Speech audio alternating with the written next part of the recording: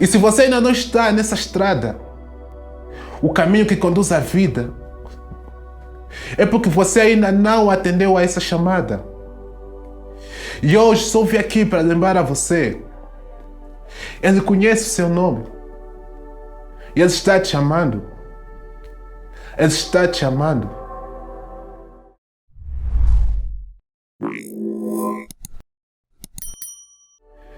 E por isso que você precisa olhar para cada pessoa que entra no seu ciclo e perguntar a si mesmo: esse é um Pedro ou será que é um Judas?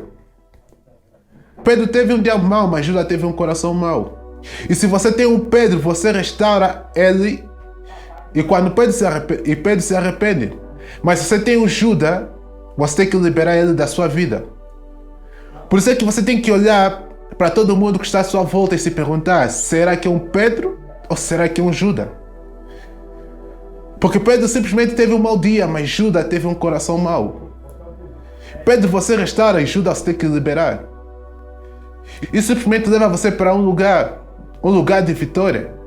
Você levado a isso, a Bíblia fala em Provérbios que há um caminho que parece ser certo ao coração do homem, mas os seus filhos levam à destruição. Nem sempre você tem que viver a sua própria vontade, pois não temos o luxo de apenas criar a nossa própria verdade. Existe apenas uma verdade. A verdade não é subjetiva. Devo lembrar que nem tudo que é legal, é certo. Só porque o governo aprova não significa que é justo aos olhos de Deus, ética e moralmente. Apenas Deus, quando você caminha com Ele, terás paz nessa jornada. Eu amo o fato de que o caminho de Deus sempre nos levará à presença dEle. E nessa presença você terá pleno contentamento. Ouça, a alegria do Senhor é a nossa força. Neemias 8:10. A alegria do Senhor é a nossa força. O caminho que te leva a isso te levará a um pleno contentamento. A felicidade sempre depende de como acontece. A alegria é constante apesar dos acontecimentos. Você pode estar atrasado em suas dívidas e ainda ter alegria no Senhor. Você pode ter maus relacionamentos e ainda confiar no Senhor. A felicidade em sua alma é constante, que o mundo não consegue dar, e muito menos tem o poder de tirar de você. Porque isso é uma qualidade que só Deus tem. Esse é um traço que Deus, e desde o momento que você permanece na presença dEle e anda nos seus caminhos, você estará diante da presença dEle e terás pleno contentamento. Não é uma falsa alegria, não é um falso contentamento, é pleno contentamento. Eu falo de pleno contentamento.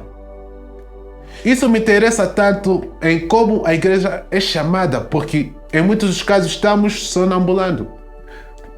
Mas Deus nos chama dizendo: acorda, acordem.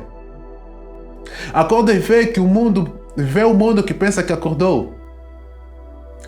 Mas nós somos o povo de Deus que se levanta, nós despertamos, nós levantamos e nós alcançamos. Você desperta, se levanta e alcança. Há uma diferença entre despertar, porque o despertar vem de ser sensível à voz de Deus. Deus é quem nos desperta, mas as pessoas que pensam que despertaram lidam com o humanismo secular, pensamentos humanos e sábios. Por isso é que mudam algo que era errado em 1960 e agora eles acham que é certo. Não é a verdade que mudou. Deus vai nos levar para um lugar de responsabilidade para dizer que você se apegou à minha verdade. Se apegou à minha verdade e no seu caminho terás pleno contentamento. Isso faz-me lembrar de uma tese que fiz alguns anos atrás sobre a vida após morte. Eu estudei material do Dr. Raymond Mould, um médico e PhD que estudou mais de 3.000 casos de pessoas que morreram e voltaram. Eles foram, você sabe, o coração deles parou e eles tiveram que reanimá-los. E as experiências que eles fizeram, na maioria dos casos, acredito que você já ouviu falar, que é sobre que eles viram uma luz que eles passaram sobre um túnel, que eles sentiram muita paz e muito amor e tudo mais.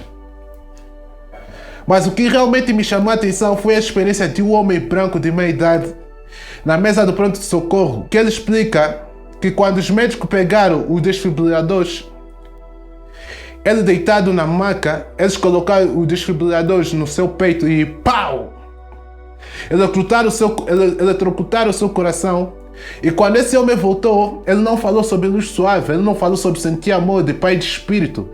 Seus olhos estavam atordoados, cheios de pavor, o seu corpo estava tenso e ele gritava bem alto: Doutor, doutor, eu estou no inferno! Doutor, eu estou no inferno, me tira daqui! E esse velho doutor continuou a trabalhar, a fazer o seu trabalho. Ele nunca tinha visto algo do gênero, ele nunca viu algo do gênero. E eles continuaram trabalhando nele. E o seu coração parou de novo, o espírito dele o deixou. Colocaram os desfibriladores novamente no seu peito e pau! Trouxeram-o de volta e quando ele voltou, os seus olhos continuavam apavorados. E ele continuava a gritar: Doutor, eu estou no inferno! Eu estou no inferno! Não me deixe voltar para esse lugar! Não me deixe voltar para esse lugar! E o horror que havia em sua voz, a tensão que havia em seu corpo, era tão eletrizante que abalou o médico como um presbiteriano e exclamou: Doutor, faça o que fizeres, não me deixe voltar para aquele lugar. Ele disse: Ora por mim, doutor, por favor, ora por mim, doutor. E esse médico não era um membro de uma igreja, ele não sabia como guerrear espiritualmente. Ele não sabia como tomar autoridade sobre os espíritos e demônios, principados e potestades, ordenar e libertar. Mas ele tinha um coração puro e queria muito ajudar aquele homem que estava em apuros. Ele não precisava saber o que estava fazendo e o que estava dizendo, mas o seu coração, ele fez o que achava ser certo. E ele fez uma simples oração. Ele disse: Querido Deus, ajude este homem que está a precisar da sua misericórdia, que clama por sua graça. Que ele tenha um encontro com você e faça com que você salve sua alma. E de repente este homem que estava tenso e a gritar, de repente seu corpo relaxou. E todos os seus sinais vitais se estabilizaram. E isso mudou a vida daquele médico. Nem todo mundo vê a luz. Nem todo mundo passa pelo túnel maravilhoso, se enche de amor e de gozo. Há um céu para ganhar, existe um inferno para evitar. E o pecado o levará para longe do que você quer ir. E o manterá por muito tempo do que você deseja e lhe custará mais do que você pode pagar. Mas a boa notícia do Evangelho é que você não vai ao inferno porque você está errado. Você vai ao inferno pelo pecado de rejeitar Jesus e falhar em se acertar com Ele enquanto você tem chance. E Ele quer nos colocar de volta no seu caminho. Você é levado a Ele. Você está nesse momento a ser chamado por Ele. E digo-vos mais, nós somos chamados para fazer parte desse caminho.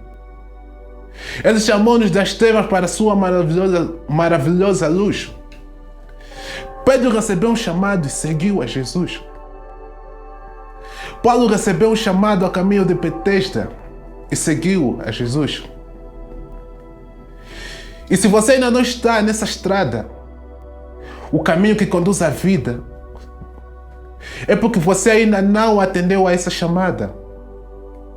E hoje só vim aqui para lembrar a você, Ele conhece o seu nome. E Ele está te chamando. Ele está te chamando. Ele está te chamando hoje mesmo. Baixe sua cabeça, por favor. Se você nesse momento está a ouvir isso, apenas ouça o Espírito. Ouça isso espiritualmente. Porque Ele está a te chamar. Ele está a clamar pelo seu nome. Ele sabe o seu nome. Vocês podem cantar um pouquinho mais disso.